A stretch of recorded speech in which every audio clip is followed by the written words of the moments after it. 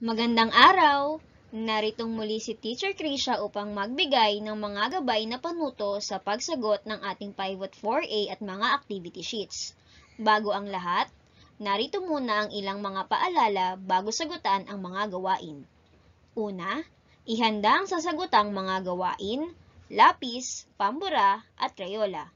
Ikalawa, basahin at unawain mabuti ang nilalaman ng bawat panuto. Ikatlo, iwasang magusot, madumihan, mapunit, at higit sa lahat ay maiwala ang ating Pivot 4A at iba pang mga activity sheets. Ikaapat, maaaring gabayan ng mga bata sa paggawa o pagsagot ng mga gawain. Ngunit, iwasan na ang magulang o guardian ang gumawa o sumagot nito. Ikalima, pagkatapos magsagot, pagsamasamahin ang mga natapos na gawain at agad ibalik ito sa loob ng ating yellow envelope. Ika-6, maaaring stop ang video upang mas maunawaan ang mga panuto. Maaari ring skip kung ito ay hindi nakatakda sa araw na ito. Handa na ba kayo para sa linggong ito? Halina't magsimula na tayo. Narito ang learner's packet kung saan matatagpuan ang schedule at pagkakasunod-sunod ng mga dapat sagutan. Narito ang mga dapat sagutan sa ating Pivot 4A Learner's Material. Para sa pahina 10, mga halaman sa aming pamayanan. Kulayan at sabihin ang ngalan ng mga halaman na nakikita mo sa inyong pamayanan. Para sa pahina 11, pagsusuri sa mga halaman. Suriin ang mga halaman na nakikita sa kapaligiran. Ilarawan ang mga ito batay sa mga hinihinging katangian gamit ang iyong pandama. Para sa pahina 12, pagkilala sa mga bahagi ng halaman. Kilalanin ang bawat bahagi ng halaman at bakatin ang kanilang pangalan sa ibaba ng larawan. Para sa pahina 13, tirahan ng halaman aking nalalaman. Masdan ang mga larawan ng halaman at ilagay ang ngalan nito sa angkop na kolum kung saan ang mga ito ay nabubuhay. Gumamela, rosas, sunflower, water lily, santan, orchids. Para sa pahina 14, pangunahing pangangailangan ng halaman at puno. Kilalanin kung ano-ano ang mga larawang nasa loob ng bilog. Pag-ugnayin sa pamamagitan ng guhit ang mga larawan na kailangan ng halaman upang mabuhay. Para sa pahina 15, bagay na nakukuha sa mga puno at halaman.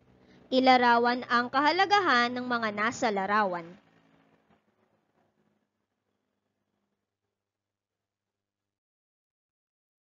Para naman sa ating enrichment at additional activities, narito ang mga dapat sagutan. Ating kilalanin ng iba't ibang bahagi ng halaman. Bunga, dahon, bulaklak, sanga, katawan, ugat. Para sa unang gawain, bilugan ang tamang ngalan ng bawat bahagi ng halaman sa kaliwa. Para sa ikalawang gawain, tirahan ng mga halaman. Pag-aralan at suriin ang mga larawan. Mga halamang nakikita sa lupa. San Francisco, sampagita, rose. Mga halaman na nakikita sa tubig. Water lily, lotus, mosaic plant. Mga halaman na nakikita o maaaring nasa hangin.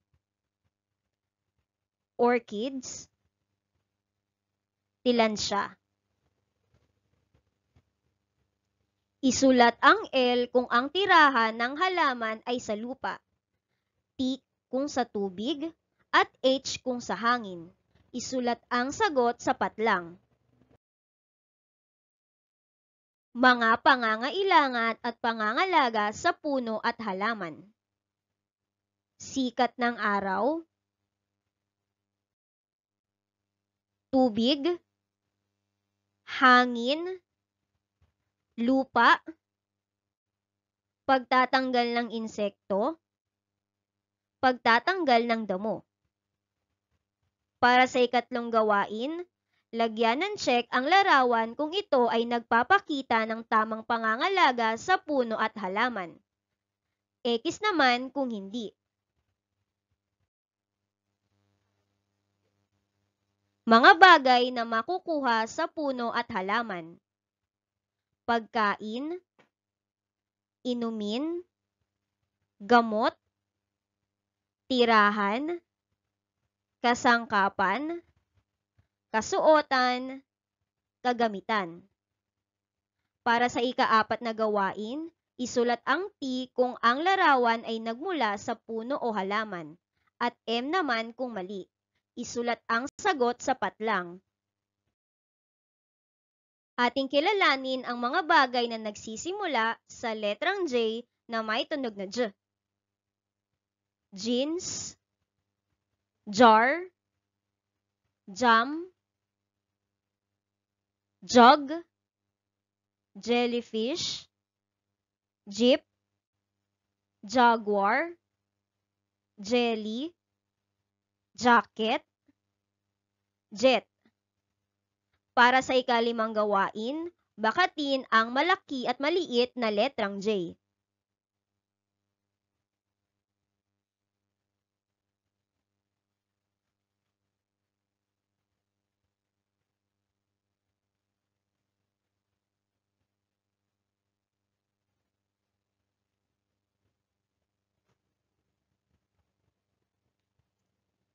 Para sa ika-6 na gawain, isulat ang maliit na letrang J sa patlang upang mabuo ang salita.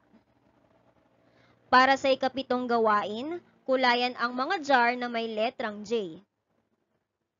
Para sa ika-8 gawain, isulat ang salitang tama kung ang mga bagay ay nagsisimula sa letrang J. Isulat naman ang salitang mali kung hindi. Ilagay ang sagot sa patlang. Introduction to fraction. 1 whole, 1/2, and 1/4. What is a fraction? A fraction represents part of a whole. When something is broken up into a number of parts, that fraction shows how many of those parts you have. Parts of a fraction. Numerator, the number that shows how many parts you have. Denominator, the number that shows how many parts the whole was divided into. Example, 1 whole, 1/2, 1/4.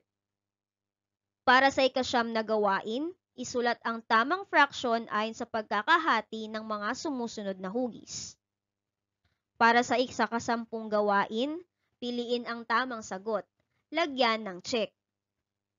Para sa ika-15 gawain, kulayan ng wasto ang bahaging hinihingi ng mga fraction symbol.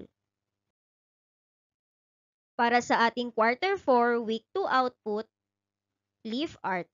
Panuto, gumamit ng iba't ibang uri ng dahon upang makabuo ng isang bagay o hayop. Idikit ito sa isang short bond paper. Sana'y nakatulong sa inyo ang video na ito. Magkita-kita tayong muli. Paalam!